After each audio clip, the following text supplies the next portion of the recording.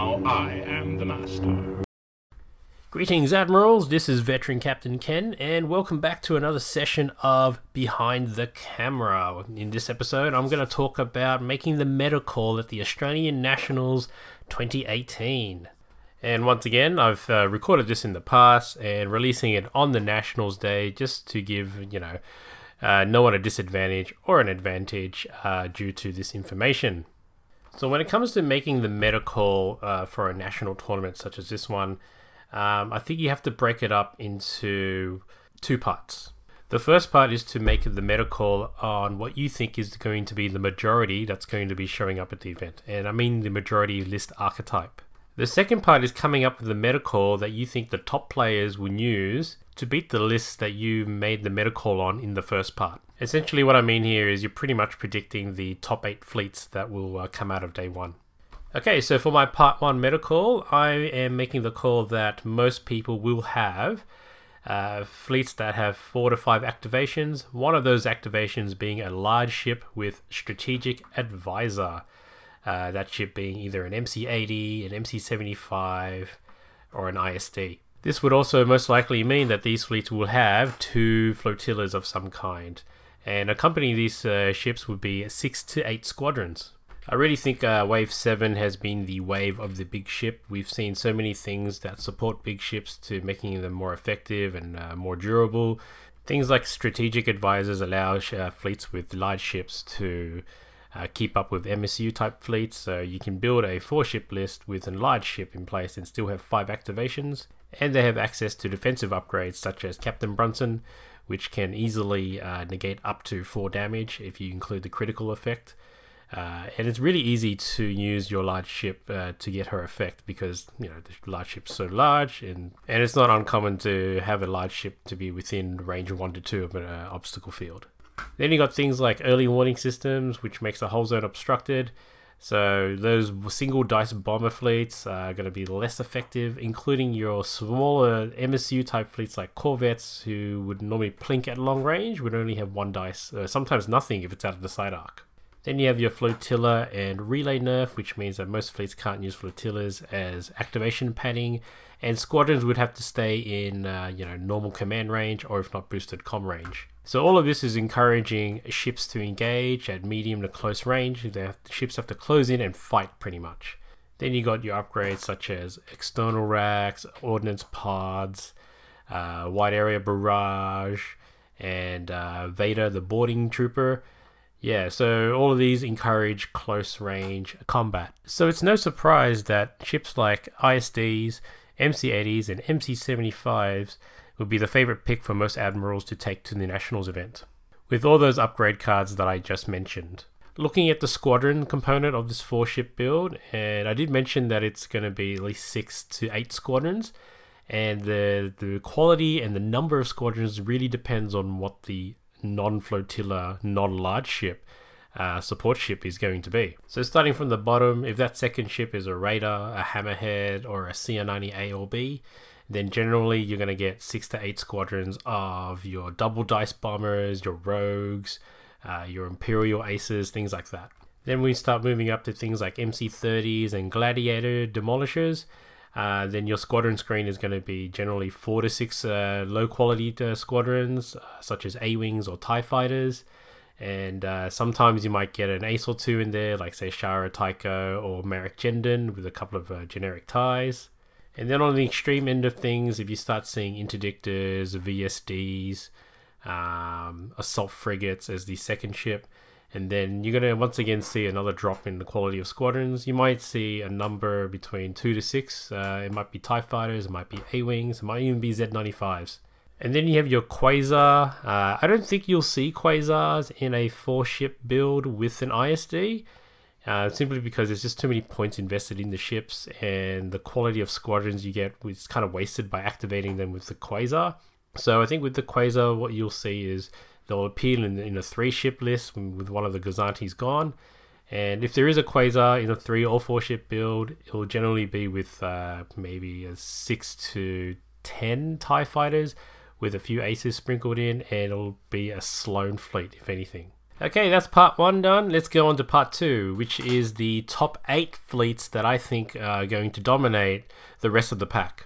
So one of the fleets I'm picking is known as the Hateful Eight. And this is simply variations of world champion Nathan Coda's fleet. So the reason it's called the Hateful Eight is because generally you're going to run this with Riken, and you have 8 squadrons which are really hard to deal with. So these squadrons include 2 VCXs, Gold Squadron, Dutch, 10 Num, Corran Horn, Wedge, and Janors.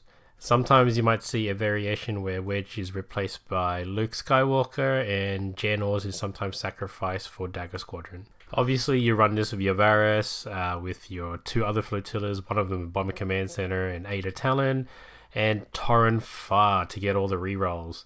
The large ship that goes with this 4-shipper is either an MC-80 with the fighter coordination teams, or sometimes it's an MC-75 decked out to either support the squadrons via Ordnance Pods and Ruthless Strategists, or there's some variations where they run Dodonna instead, and it's an Ordnance MC-75, so they'll have external racks and Assault Proton torpedoes. So a fleet like this is normally decked out straight to the 400, maybe with a 3 to 4 point bid, depending on the player's preferences. And it's really good at going first or going second. If it's going second, it's going to have Precision Strike, Fire Lanes, and Sensor Net. So you as first player, you're going to have a hard time dealing with all that because you're forced to get close to score points. And the closer you get to these things, the easier that you're going to die. And if you're not coming close, then they're going to rack up points through Fire Lanes and Sensor Net. If you choose Precision Strike, and then things like Dodonna with APTs and all the bombers that are in the fleet, they're going to have a great time banking up those points against you. But if you're going to go second instead against this kind of fleet, then you're going to have something really awesome that is going to prevent the power of the first last Yavaris triple tap. The other fleet that I think might do pretty well is Boba Fett's 2-ship fleet. Now, I don't know if Boba Fett actually came up with this fleet or not, but if you follow all the Vassal tournaments and all the other national tournaments that are happening around the world, this fleet doesn't win, but it seems to do really well. And if you look at the rankings, it normally appears within the top 4 rankings of the event. So the fleet runs Thrawn with an ISD-2, I believe, a Quasar 1 fire, with Governor Price, Squall, and whatever squadron supporting upgrades there are to go with it. And naturally, because there's only 2 ships, that means there's a lot of points that you can throw into the squadron, so you can get a lot of high quality Imperial squadrons. So there's a few variations I've seen of this. I've seen 10 defenders, I've seen a mixture of other things, but my favorite combination that I've seen so far is Rhymer, Marek Steel, Jendon, Bosk, Zertic Strom, Mauler Mythil, Monarchy, and a Fire Spray. Now, when you combo Governor Price with Squall with Rhymer, if you do it correctly, you can get any unaware player off guard and strike out with your squadrons literally on turn 1, if not turn 2. There's also a big bid associated with this too, because I think it wants to go first. So if it does manage to pull up the Squall, Rhymer, Governor Price combo, and then it's going to activate first the next turn as well and do it all again. And essentially, because it's 2 ships, it's points fortressing. So you're going to have to destroy the ISD somehow and fly through all those squadrons to be able to win the game. And I think if you only take out the Quasar, it's not enough points to gain back from any points that you lose. Thrawn also makes this fleet very efficient, and it protects it against being slicer-tooled. So my only concern with this kind of fleet is it would do great within the first day of Swiss, but then in the second day of Swiss, it's kind of a one-trick pony, and if you face someone again that you've already defeated in the day 1, then it's going to be, you know, an uphill climb for you, because they're going to know what trick you're going to pull, and they're going to try counter against that. And that's namely working around the timing you pick for price. The next fleet that I think will do really well is your Vader Simoon list and your Akbar MC-80 Corvette Swarm kind of lists. And obviously the common trait with these 2 fleets is that they engage at long range and they do lethal damage at long range. And the reason why I think these 2 particular lists will do very well against the meta is because that a lot of them want to engage at close range. So if you can actually kite them like an Akbar long range fleet does, it's similar to how the Spanish national champion did it, then you're going to do really well. A bit more harder with the Vader Simon fleet because you have to fly towards them, but at the same time, this fleet does a lot of damage, and it sort of protects itself because it has a large ship but also has more than 6 activations. So it's going to be dominating the order of activations in the game. Of course, their weakness is they're going to have no deployment advantage, but I gather that anyone that wants to be flying this kind of fleet at a Nationals event will most likely have the deployment they have in mind down pat, so that it doesn't actually matter how they deploy. It's all about how they approach their opponent. The next fleet types I'm going to talk about that I think will do very well in this meta are boarding fleets and interdictor fleets. Because I mentioned there's going to be so much close quarter combat in this Nationals event, if you have things like an interdictor that has targeting scramblers or Lando Calrissian, they're really going to negate the amount of damage that you're going to receive at close combat. Similarly, if you have offensive abilities like Vader, the boarding trooper, then you're going to be able to kill offensive tech such as ECMs or early warning systems, and you're going to be able to roll that accuracy and use it on that goddamn brace. Okay, and the last type of fleet that I think will do very well is the Radis fleet. Any variation of, whether it's the 6-7 activation build that Truthiness did at Nova, or it could be a Radis Profundity drop with variation of squadrons involved, whatever the case may be. And I think it's because the main power of Radis is to disrupt the activation order of things and the timing of things, and just generally just surprise the opponent, so you're going to put them off their game.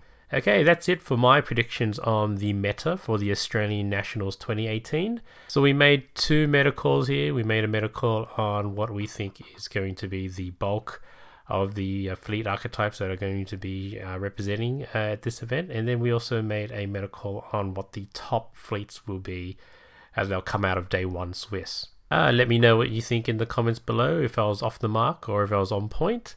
And also let me know what you think is going to be the winning fleet, and what fleet will I be running, what fleet will Luke be running, and what kind of fleet is Nick going to be running. Have your guesses in the comments below. If not, check out the description. We might have a link in there for the table rankings throughout the day. Be sure to connect to the Discord channel. We'll be posting updates throughout the whole event, so they'll keep you in the loop. Alright, this is Veteran Captain Ken, signing out.